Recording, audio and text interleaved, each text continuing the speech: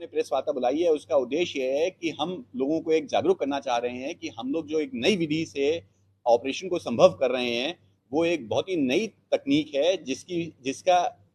जिससे आराम इस चीज़ का है कि जो बहुत सारे मरीज हमारे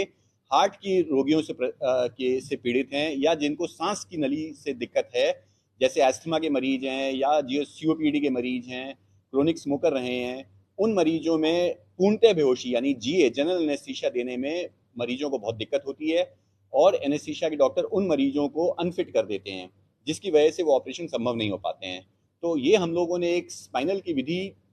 दुनिया में प्रचारित चल रही है, और उसको हम लोगों ने उत्तर प्रदेश और कानपुर में इसको करना स्टार्ट कर दिया है, जिससे क्या हो रहा है कि उन मरीजों को भी हम लोग सक्सेसफुल कर पा रहे हैं जो मरीज अभी तक अनफिट हो जाते थे। तो ये एक तरह का एक सेगमेंटल स्पाइनल बोलते हैं, जिसमें रीढ़ की ऊपर ही हड्डी, जिसको थोरेसिक स्पाइन बोलते हैं, उस थोरेसिक स्पाइन पे वहां पे जाकर के दूसरे तरह की दवाइयां दी जाती हैं सुन करने की। तो केवल जो पोर्शन जिसका ऑपरेशन होना है, जैसे ब्रेस्ट की अगर हम लोग बात करें, तो ब्रेस्ट कैंसर से के बहुत सारे मरीज कानपुर में अमूमन घूम रहे हैं।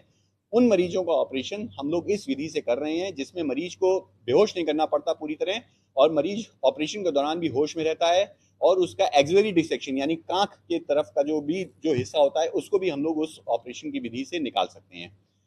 तो ये ऐसे और मरीजों में भी हम लोगों ने इसका प्रयोग करा है कि जैसे गॉलब्लैडर की सर्जरीज और हर्निया की सर्जरीज में केवल उतने हिस्से को ही सुन करके ही उसका ऑपरेशन हो जाता है। इसको सेगमेंटल स्पाइनल बोलते हैं। इसी का दूसरा और एक प्रारूप है जिसको बोलते हैं कॉन्टिन्यूस स्पाइनल, यानी कि रीढ़ की हड्डी के अंदर एक पतली सी नली डाल करके उसके थ्रू हम लोग उसके अंदर दवाई देते हैं, जिससे कि वो उसको मरीज को हम लोग 2 दिन तक उसी एरिया को सुन करके रख सकते हैं। तो ये नई विधि है जो कि बहुत कम जगहों पे इसका इस्तेमाल हो रहा है। उसमें काम करने का विधि का तरीका भी अमूमन इसी तरह का था, बट दवाइयां उसमें फर्क थी, जिसकी वजह से मरीज का जो है पैर भी सुन हो जाते थे, और मरीज को फिर बाद में हम लोगों को स्ट्रेचर से और उन चीजों से शिफ्ट करना पड़ता था। अब इन विधि में ऐसा है कि केवल उतने ही हिस्से को सुन कराया जाता है, जिससे कि उसके जो हार्ट के ऊपर इफेक्ट है या लंग्स के ऊपर इफेक्ट है तो वो बिल्कुल नहीं आता है। तो केवल उतना ही हिस्सा सुन होता है, और मरीज ऑपरेशन के बाद अपने आप स्वतः चल करके अपने बिस्तर तक जा सकता है। मरीज तुरंत जो है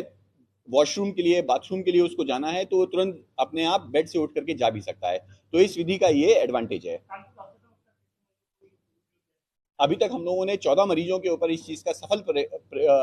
प्रयोग करा है, और इन मरीजों में सब में हम लोग को बहुत अच्छा रिजल्ट मिला है। मरीज भी बहुत खुश हैं, एवं सर्जन्स भी बहुत खुश हैं, क्योंकि उनको इस विधि के द्वारा मरीजों को ज़्यादा देर तक एडमिट नहीं रखना पड़ रहा है, दवाइयों का भी कम इस्तेमाल हो रहा है, और मरीज भी बहुत खुश हैं क्योंकि उनको दर्द की अनुभूति बहुत कम हो रही है।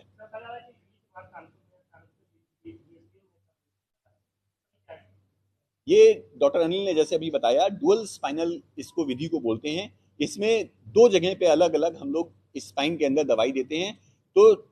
लोअर वाले सेगमेंट के लिए अलग दवाई दी जाती है, ऊपर वाले सेगमेंट के लिए अलग दवाई दी जाती है। इससे जैसे मैंने पहले बताया था कि हार्ट के ऊपर हमारा बहुत कम असर आता है, तो ज़्यादा हम लोगों को आईवी फ्लूइड की मात्रा हम लोग को कम देनी पड़ती है, दवाइयाँ हम लोग को कम देनी पड़ती हैं, जिससे उनके साइड इफेक्ट्स भी हम लोग बचाया जा सकता है, एवं हार्ट और लंग्स के ऊपर लोड भी कम आता है।